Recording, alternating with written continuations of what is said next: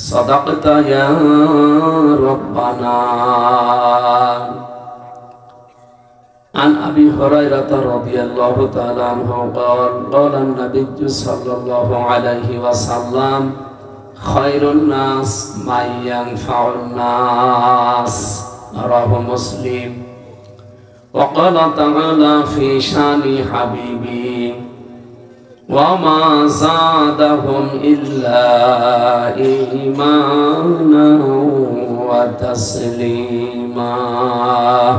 اللهم صل على سيدنا مولانا محمد وعلى آل سيدنا مولانا محمد.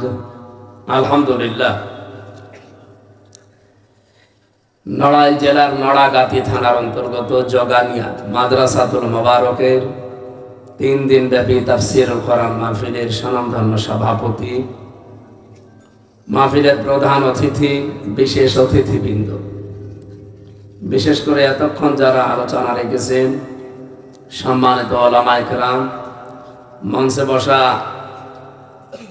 অত্র এলাকার সর্বজন শ্রদ্ধাভাজন ব্যক্তিবর্গ, সামনে বসা মুসলমান ভাইরা, পর্দার আড়ালের সম্মানিতা মা এবং বোনেরা, প্রশাসনের ভাইরা, প্রাণ প্রিয় নড়াইলবাসী, আল্লাহর দরবারে শুকরিয়া জানাচ্ছি।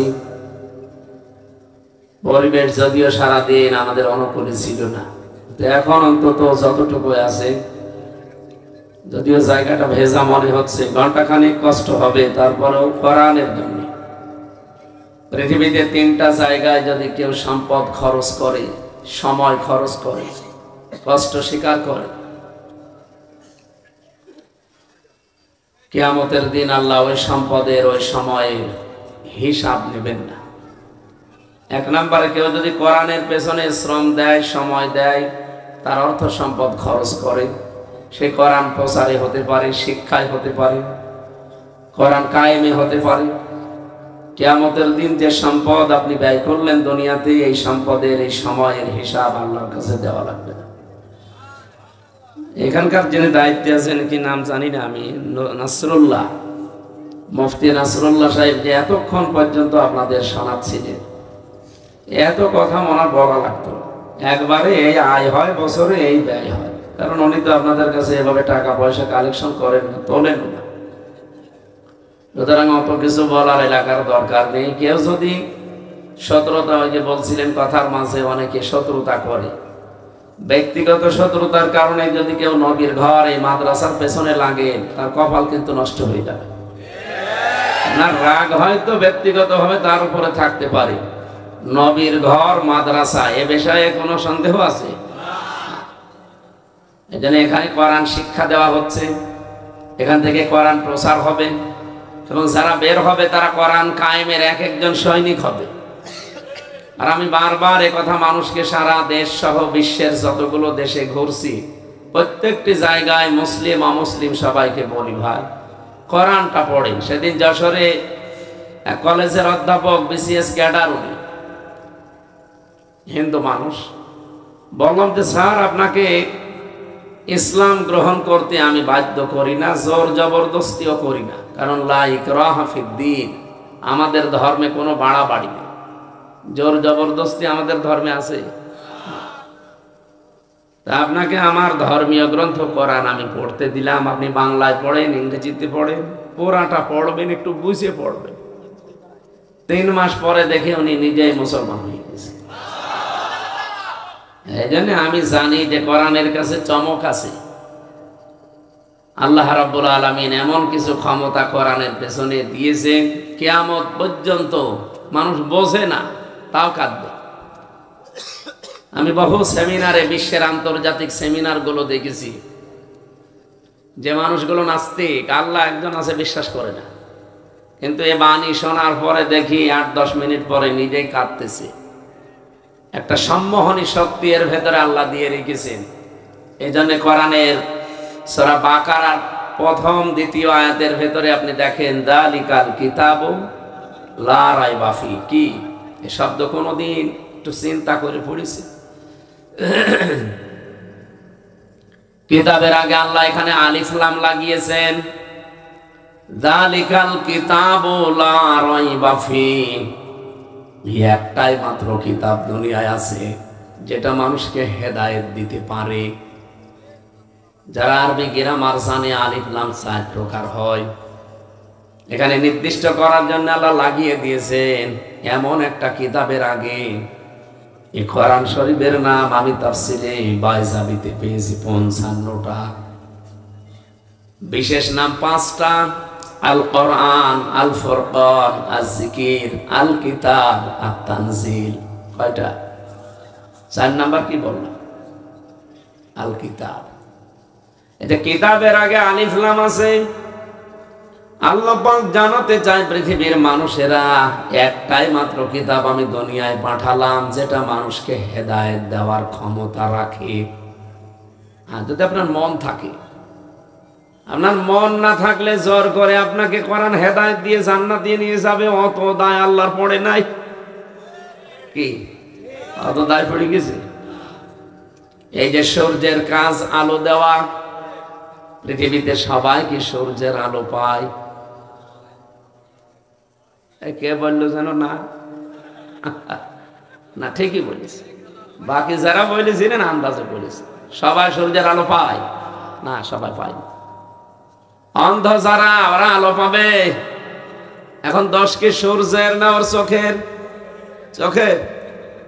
এই চোখের ভেতরে ৭০,০০০ রগ তার যাই বলেন, এগুলো আমার আল্লাহ মাথার সাথে জোড়া লাগিয়ে রেখেছেন।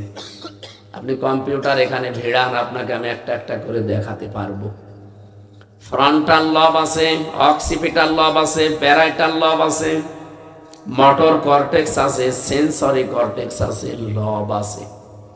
এক একটার সাথে তারগুলো যখন শুধু চামড়া ফেলে দেন, মনে হবে বিশাল ইঞ্জিনিয়ার আপনাকে একটা বিশাল জিনিস বানিয়ে রেখেছে। এই যে চোখের সাথে যে তারগুলোর কানেকশন আছে,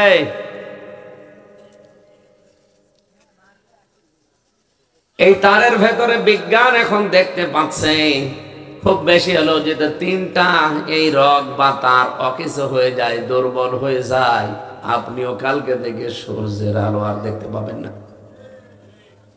তাহলে যে মানুষগুলো দেখতে পায় না, চোখ কিন্তু আমার মতোই, তাকাতেও পারে কিন্তু দেখে না, ওই রগগুলো দুর্বল হয়ে গেছে অথবা অকেজো হয়ে গেছে। আল্লাহ আমাকে ওই রকম করতে পারে না? না, না পারে না।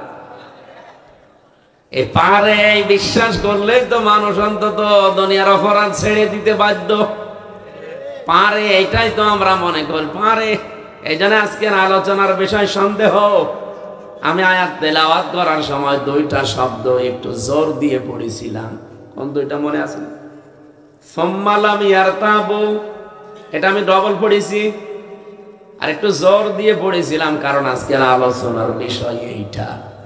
আল্লাহ বলে সুম্মা লাম ইয়ারতাবু, তারা সন্দেহ করে না।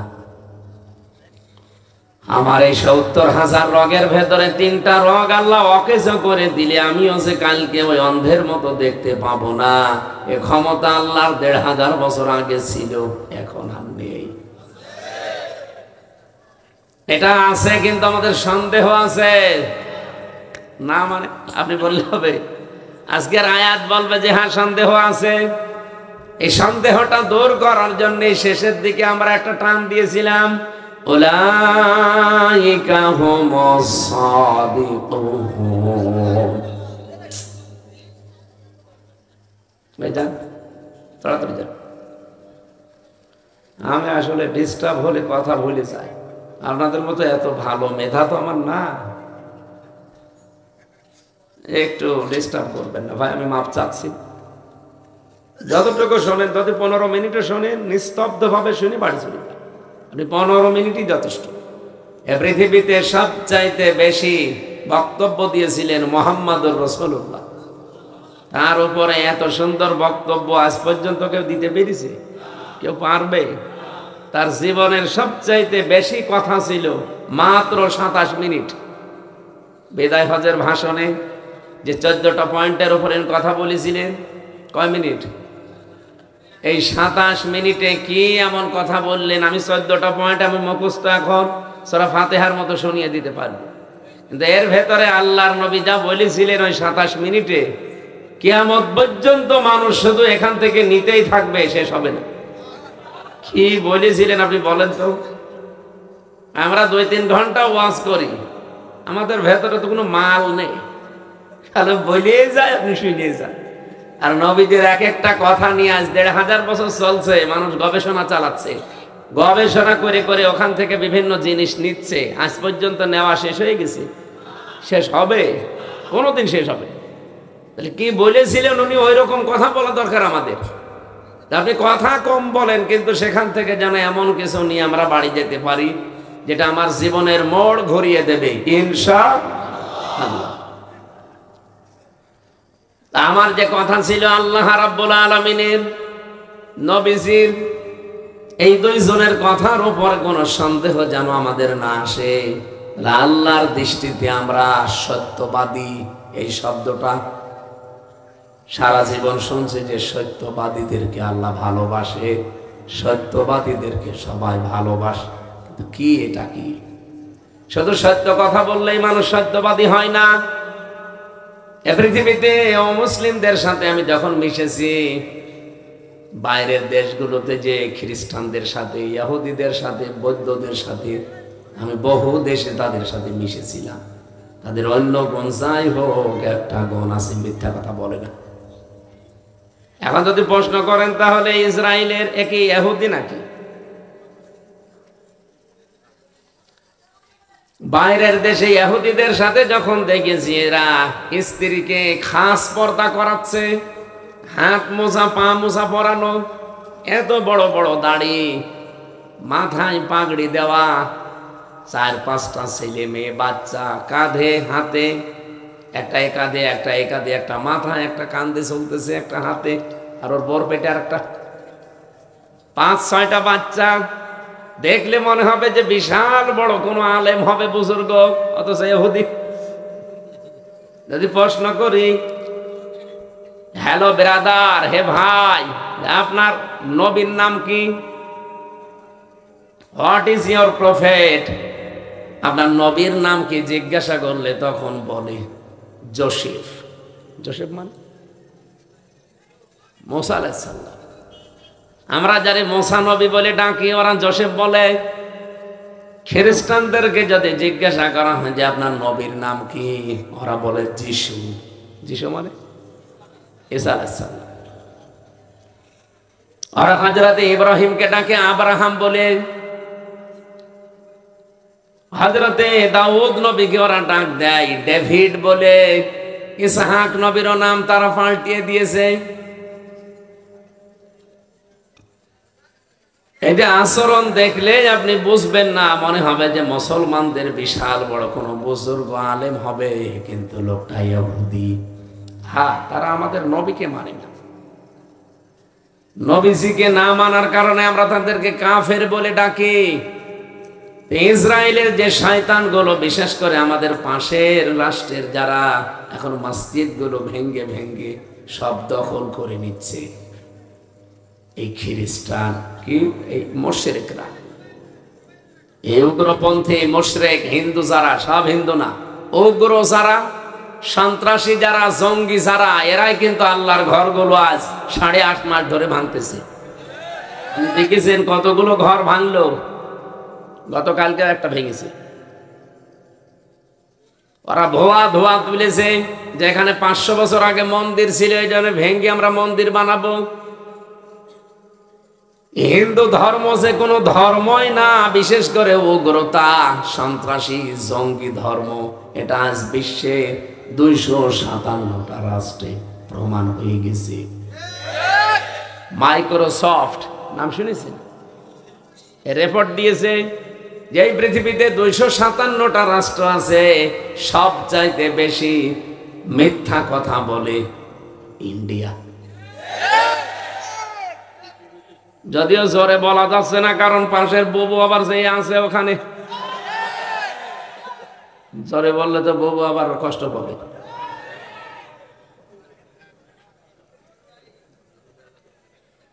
যাই হোক, বুবু আছেন একটু ভালো করে থেকে, এর কারণ ওদের তো চরিত্র ভালো না। কখন যে আবার কি করে ফেলে, দেখা যাচ্ছে শেষ বয়সে এসে আবার আমাদের মামা হওয়া লাগবে, চাচা হওয়া লাগবে। আমরা এমনি মামা চাচা আছি, অন্তত এই শেষে এসে যেন আবার চাচা ডাক শোনা না লাগে। কি গো চাচা বলে ডাকতেছে, কে গো? আমার মার নাম হাসানা। হ্যাঁ, কবে হবে? কোথায় এসে মরে গেছে দুলো ভাই কতদিন আগে? না, নতুন দুলা ভাই ছিল না। এতদিন ওরা এই কথায় আমাদেরকে শোনাইতো যে আমাদের স্বামী স্ত্রীর সম্পর্ক। স্বামী স্ত্রীর সম্পর্ক হয় কি করে বলেন? এটা শয়তানও বিশ্বাস করবে, আর শয়তানও মানবে না, কারণ দাদা তো এখনো মুসলমানই হয়নি। এখন যদি দাদার মুসলমানি দেওয়া লাগে, এই বয়সে আপনি হাসাম পাবেন কোথায়? দাদার যে বয়স, এই বুড়ো বয়সে যদি মুসলমানি দেওয়া লাগে, হাসাম লাগবে বুড়ো। আর বুড়ো হাসামের তো এমনি হাত পা কাঁপে, দেখা যাচ্ছে ছুরি হাতে দেবেন, আগা কাটতেছে গোড়া কেটে। জীবনের মতো দুলা ভাই আমার স্বাদ মিটে যাবে, কারণ আমাদের বুবু তো মুসলমান। আর মুসলমানের সাথে কোনো কাফেরের বিয়ে হতে পারে? মুশরিকের? হ্যাঁ, হতে পারে যদি সে মুসলমান হয়। তাহলে তারা আগে মুসলমানি দিয়ে কালেমা মালেমা পড়িয়ে এরপরে বিয়ে শাদী। এই জন্য জোরে কিন্তু বলতেও পারছে না এই মুশরিকদের। একটা রত্ন সেখানে পড়ে আছে।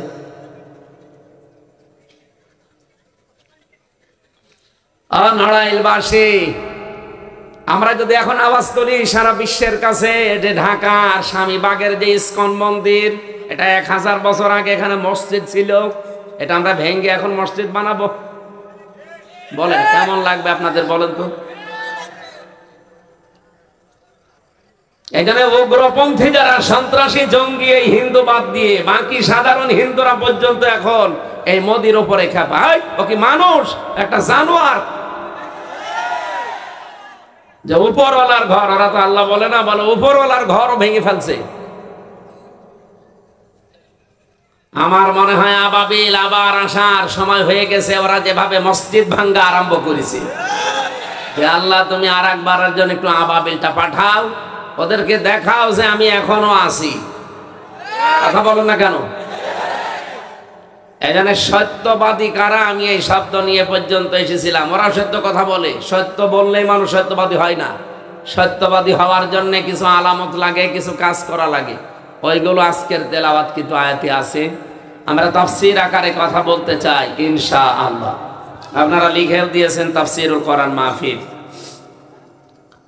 আমার ভাইরা, যেহেতু আলিফ লামের ব্যাখ্যা বলছিলাম, পৃথিবীতে এমন একটা কিতাব আল্লাহ দিয়েছেন, এই কিতাবের ক্ষমতা আছে এরকম যে আপনাকে হেদায়েত দিতে পারে।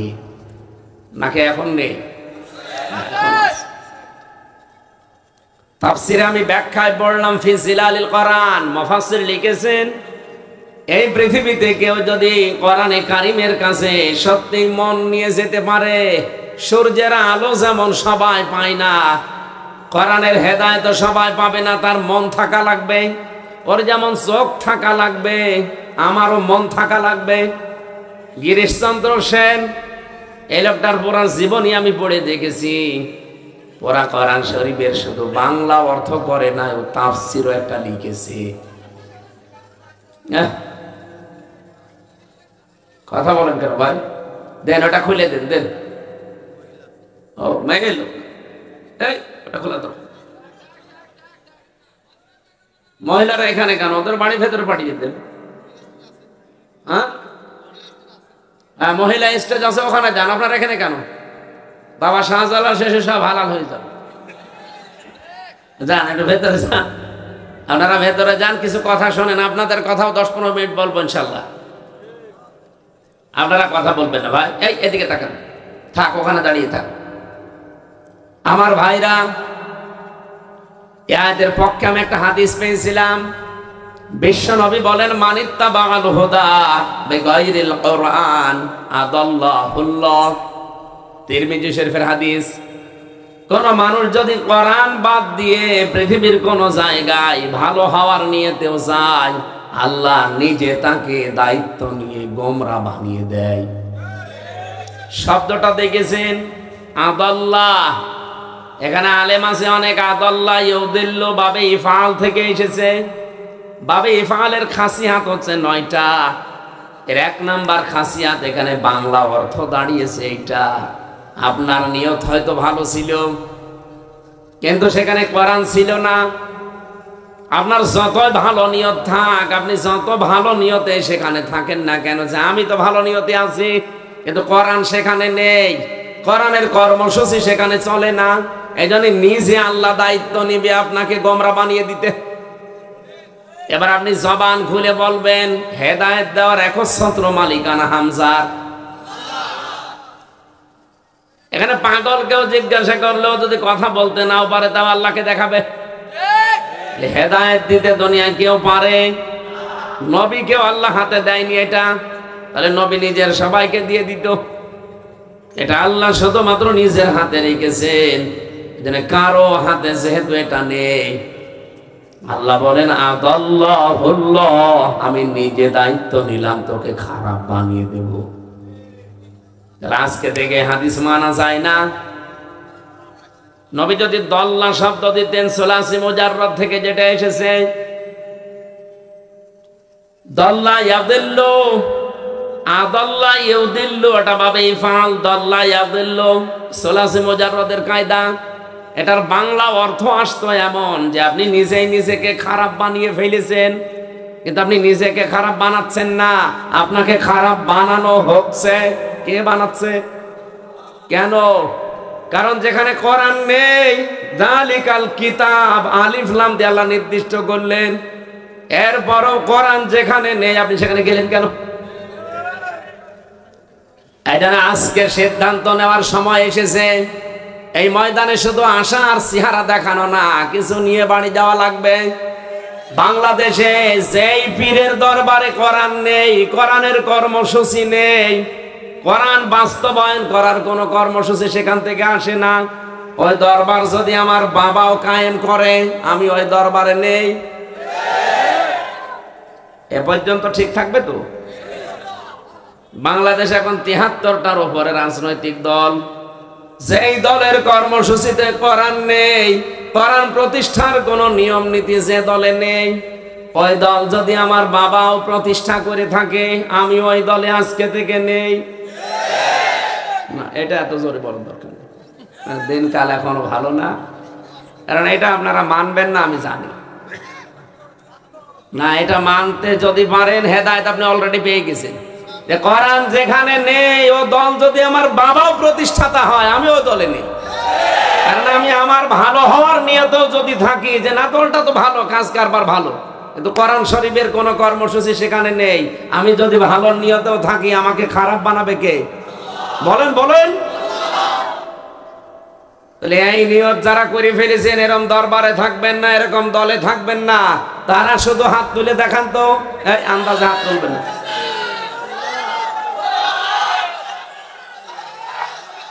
আলহামদুলিল্লাহ, আমি জানি অনেকে হাত তোলেননি, আমি দেখেছি, অসুবিধা নেই। আপনি খারাপ হবেন, গোমরা হয়ে যাবেন, আপনি জাহান্নামে যাবেন। এদিকে আসেন, পেছনের একটা লাঠি দেই, আপনি আরো তাড়াতাড়ি চলুন। আপনাকে আমি শোনালাম কি, আর আপনি কিভাবে বসে আছেন মূর্তির মতো? বলেন, তাহলে আমি কার সামনে ওয়াজ করবো এখন বলেন? যারা হাত তুললেন অন্তত তাদের সামনে করি নাকি? ঠিক আছে।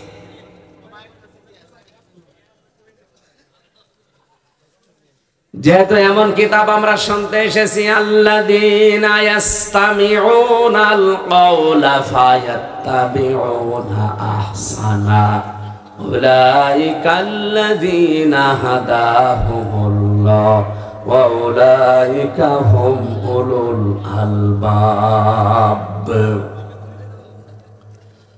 সূরা জুমারের 18 নম্বর আয়াতে আল্লাহ বলেন, যারা আমার এই কোরআন থেকে উত্তম কথাগুলো শ্রবণ করে, ফায়াত্তাবিউনা আহসানা, শুধু শ্রবণ করে শেষ করে দেয় না, এগুলো অনুসরণের সিদ্ধান্ত নিয়ে ফেলে। আজকে আমরা যতটুকু শুনবো যেগুলো ভালো কথা, উত্তম কথা, মাস্ট বি, ওগুলো মানার সিদ্ধান্ত নিয়ে ফেলবো। উলাইকাল্লাযীনা হাদাহুমুল্লাহ, আল্লাহ বলেন এরকম মানুষদেরকে আমি হেদায়েত দেব। কয়টা গুণ পেলাম? যারা আল্লাহর এই কথাগুলো শুনবে আর যারা এটা মেনে নেওয়ার সিদ্ধান্ত নিয়ে ফেলবে, আল্লাহ বলেন তাদেরকে আমি আল্লাহ নিজে হেদায়েত দান করব। উলাইকা হুম উলুল আলবাব, আর এরাই হচ্ছে আমার বান্দাদের ভেতরে বুদ্ধিমান। সুবহানাল্লাহ বলতে পারেন না? এখন যারা শুনতে এসেছি, সত্যি সত্যি কোরআন যেহেতু সবাইকে হেদায়েত দিতে পারে, কিন্তু আমারও নিজের একটা যোগ্যতা থাকা লাগবে। এই গিরিশচন্দ্র সেন, এই লোকটা নরসিংদী জেলায় বাড়ি। আমি নিজে গেছি তার বাড়ি দেখতে। সারাটা জীবন কোরআন পড়েছে বেশি আমাদের চাইতে, বুঝেছে বেশি আমাদের চাইতে, লিখেছেও বেশি আমাদের চাইতে। এখানে স্টেজে যত আলেম বসে আছে, যারা আশপাশে চেয়ার পেয়েছেন, এখানে জ্ঞানী গুণী যারা আছেন, কেউ গ্যারান্টি দিতে পারবেন না, আমি নিজেও না, যে পড়া কোরআন শরীফের প্রতিটি শব্দের অর্থ আমার জানা আছে। পারবেন? কেউ পারবেন না। আমারও এখন ক্ষমতা নেই। আমি পড়াটা পড়েছি কতবার আমার নিজেরও হিসাব নেই, কিন্তু আমার মনে নেই। বলেন তো, এতবার আমি স্টাডি করার পরও এখন প্রত্যেকটা শব্দের অর্থ আমার মনে নেই। অথচ লোকটা হিন্দু মানুষ। চিন্তা করে দেখেছেন তাহলে আমার চাইতেও পড়েছে কত বেশি। আমার কোরআনের উপরে অনার্স মাস্টার্স করা, আমার কামেল করা কোরআন নিয়ে, এরপরও আর প্রতিটি শব্দের অর্থ আমার মনে নেই। অথচ কতবার এক একটা শব্দের অর্থ পড়েছি আমি নিজেও জানি না। এত সূক্ষ্ম মেধা শুধু আমি একা না, এখানে কেউ পারবেন না। গিরিশচন্দ্র সেন আমাদের চাইতে কোরআন পড়েছিল আরো বেশি, লিখেছিল আমাদের চাইতে আরো বেশি। বলেন বলেন। কিন্তু হেদায়েত পায়নি। মারা যাওয়ার পরে তারা আমাদের মতো কবরে দেয়নি, তারা আগুন দিয়ে পুড়িয়ে ফেলেছে। কেন? কারণ তার মন ছিল না। এত পড়ে, এত বুঝে, এত লেখার পরে, এত সম্পর্ক কোরআনের সাথে, এরপরও হেদায়েত আল্লাহ দেয়নি। কারণ হেদায়েত পাওয়ার জন্য মন থাকতে হয়। আপনার যদি মন তৈরি না হয়, আমির হামজা না, কাবার ইমাম এসে ওয়াজ করলো, আপনার কিছু হবে না। এই জন্য 1-1.5 ঘন্টা যদি কথা বলিও, মন তৈরি করেন আগে, যে যা বলছে এটা হামজার বাবার কথা না, এটা আমার নিজের জন্যই বলছে। ফামান যুহজিহা আনিন নার ওয়া উদখিলাল জান্নাতা ফাকাদ ফাজ। সূরা আলে ইমরান 185 নম্বর আয়াত, মাঝের অংশে আছে। 4 নাম্বার পারার 13 নাম্বার পৃষ্ঠার 12 নাম্বার লাইনে পাবেন। রব্বুল আলামিন বলেন, ওই লোকটার জীবন সফল যাকে আল্লাহ জাহান্নামের আগুন থেকে মুক্তি দিয়ে জান্নাতে দিয়ে দিয়েছে। এটা একটা অর্থ। আর একটা অর্থ আছে, আমি দ্বিতীয়টা বলার জন্য আয়াতটা পড়লাম। তাহলে একটা অর্থ বুঝলেন, আসল সফলতা বিফলতায় দুনিয়ার জীবনে না, এটা পাওয়ার জন্য মরণের পরে আখিরাত। আর দুনিয়ার জীবনে কোনটা? রব্বুল আলামিন যেহেতু ফাকাদ ফাজ দিয়েছেন, দুনিয়াতে আপনি যখন দেখবেন জাহান্নামের যে কাজগুলো আছে, এগুলো আস্তে আস্তে আপনি ছেড়ে দিতে পারছেন, আর জান্নাতের কাজগুলো একটা একটা করে ধরতে পারছেন, তখন বুঝবেন আল্লাহ আপনার জীবন সফল করে দিচ্ছে। আপনি নিজের সাথে মেলান তো। আগে চুরি করতেন, এখন করেন না। আগে নামাজ পড়তেন না, এখন পড়েন। আগে বোনকে ফাঁকি দিয়েছিলেন, এখন আর দেন না। আগে স্বামীকেও ফাঁকি দিয়েছিলেন, এখন আর দেন না। আস্তে আস্তে যে ফিরে আসতেছেন, আপনি বিশ্বাস করতে পারেন আল্লাহ আপনার জীবন সফলতার দিকে নিয়ে যাচ্ছে। আল্লাহ হেদায়েত দিচ্ছে কিনা আপনি নিজেই তার প্রমাণ। আমার কাছে এসে জিজ্ঞাসা করা লাগবে না। আপনি কি নিজের দিকে তাকাবেন আর মনের দিকে তাকিয়ে দেখবেন আপনি আসলে হেদায়েত পাওয়ার যোগ্য কিনা।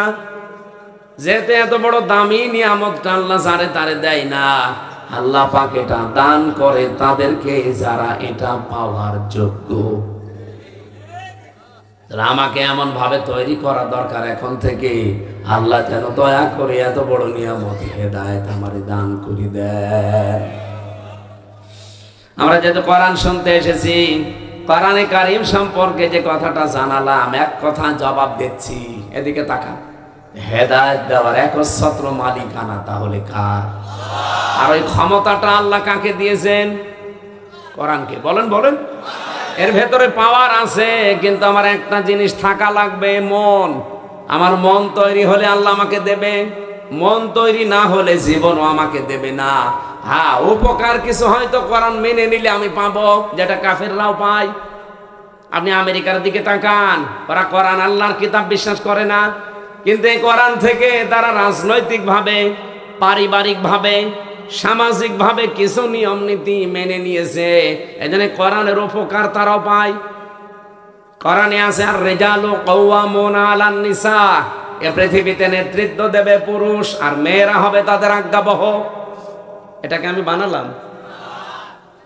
সূরা নিসার 34 নম্বর আয়াতের প্রথম অংশে আছে, 5 নম্বর পারার 2 নম্বর পৃষ্ঠার 10 নম্বর লাইনে পাবেন। এই আয়াতটা হয়তো আমরা বিশ্বাস করি কিন্তু মানি না। আমেরিকা আজ 236 বছর এই আয়াতটা মেনে চলছে। এই জন্য ট্রাম্পের মতো একটা মাতালকে তারা দায়িত্ব দিয়েছে, কমলা হ্যারিসের মতো একটা বড় শিক্ষিতা মেয়েকে দেয়নি। কারণ পুরুষ হবে নেতৃত্বদাতা, নেতা। নেতৃত্ব দেওয়ার জন্য পুরুষকে আল্লাহ বানিয়েছে, আর মেয়েরা হবে তাদের আজ্ঞাবহ। ওরা জাতে মাতাল হলো তাহলে ঠিক আছে। এই আয়াতের ব্যাখ্যায় একটা হাদিস পড়েছি, লা ইয়াফলিহা কওমুন ওয়াল্লাহু আমরুহুম ইমরাতুন। ওই জাতি কখনো সফল হচ্ছে না, হবে না, যেই জাতির নেতৃত্বে আছে কোনো মহিলা।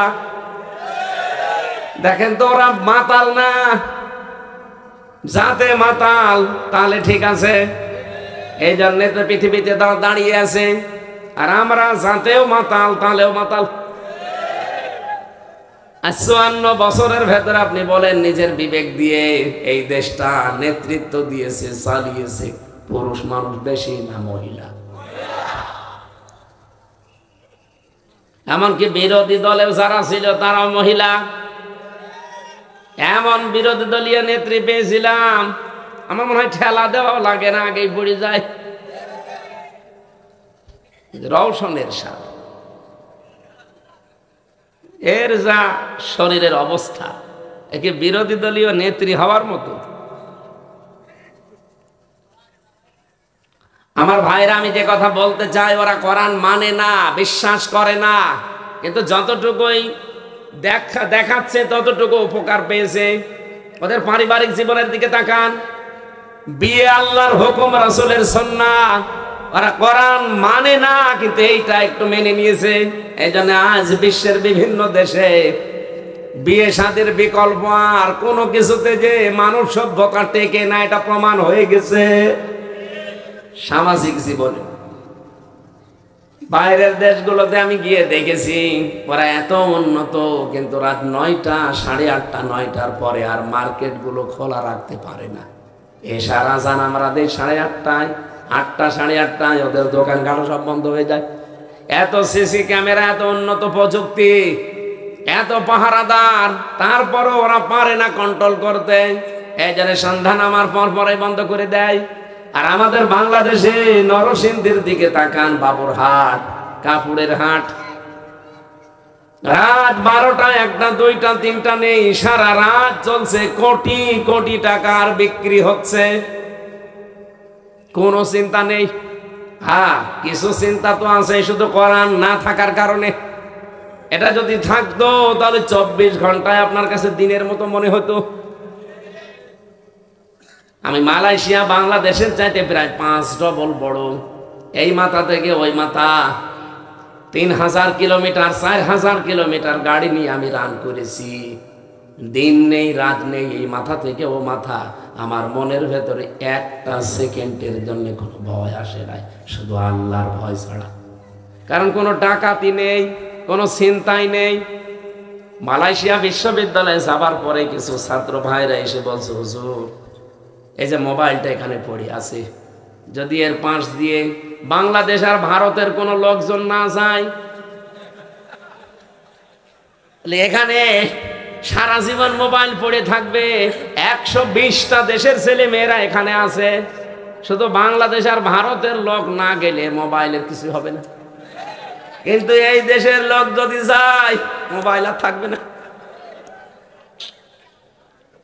নিজেকে খুব ছোট মনে হচ্ছিল, আল্লাহ প্রথমে বাংলাদেশের নাম বলল।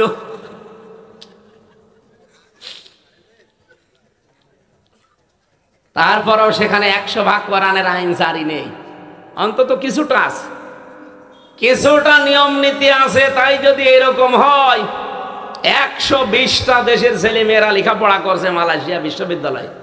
আমি নিজেও ভর্তি হওয়ার জন্য যাওয়ার চিন্তা ভাবনায় আছি। বলেন, সেখানে শুধু আমারে জানাচ্ছে যে এই যে বড় বড় হলগুলো, কত হাজার হাজার ছেলে মেয়েরা এখানে আছে, মোবাইল পড়ে গেছে, কেউ তাকাবেও না, যার যার কাজ শেষে করছে। কিন্তু বাংলাদেশ আর ভারতের লোক যদি সামনে দিয়ে হেঁটে যায়, এই দুই দেশের ছেলে মেয়েরা হেঁটে গেলেও মোবাইল আর পাওয়া যাবে না, গায়েব হয়ে যাবে। আমার এক দুষ্ট বন্ধু ছিল বিশ্ববিদ্যালয়ে থাকাকালীন, এত দুষ্ট। আমার একদিন বলছে, তুমি তো ওয়াজ করো, এ দেশটা দেখো ডিজিটাল হচ্ছে, ডিজিটাল না টাল হয়ে যাচ্ছে। একবার আমি ঢাকায় যাচ্ছিলাম, আমারে শোনাচ্ছে যে নর্মাল একটা কোচে চড়ে যাচ্ছি, হঠাৎ সিরাজগঞ্জ গোল চত্বর পাওয়ার আগে আমার পেটে ব্যথা। বললাম, ড্রাইভার সাহেব গাড়ি থামান। ড্রাইভার বলছে, না এখানে গাড়ি থামবে না, একেবারে জায়গা মতো গোল চত্বর ছাড়া এখানে থামানো যাবে না। তোমার যদি খুব বেশি অসুবিধা হয়, অন্তত হোটেল পাওয়ার আগ পর্যন্ত আল্লাহ আল্লাহ করো। বলছে, পেটে আমার গন্ডগোলে কি আল্লাহ আল্লাহ থামে? পেছনে যে দেখে একটা সিট খালি পড়ে আছে, বলছে সিটের পেছনে থাকে পলিথিন বমি করার জন্য, একটা নিলাম, 2 সিটের মাঝখানে ওই কাজ করে ফেললাম।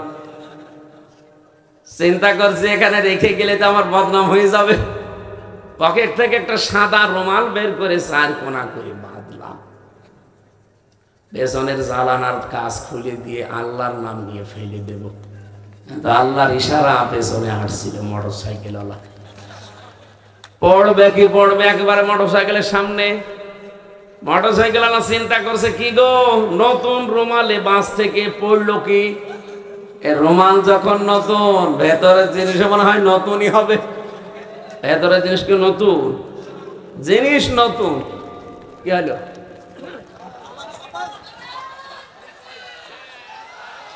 বৃষ্টি হচ্ছে মানে কে বলতে বললো, আবহাওয়া অফিসে খোঁজ নিলাম, কাল সকালে বৃষ্টি হবে। ছাতার সময়টা নষ্ট করালেন আপনি। আমি এসে উঠে পড়লে ভালো হতো না?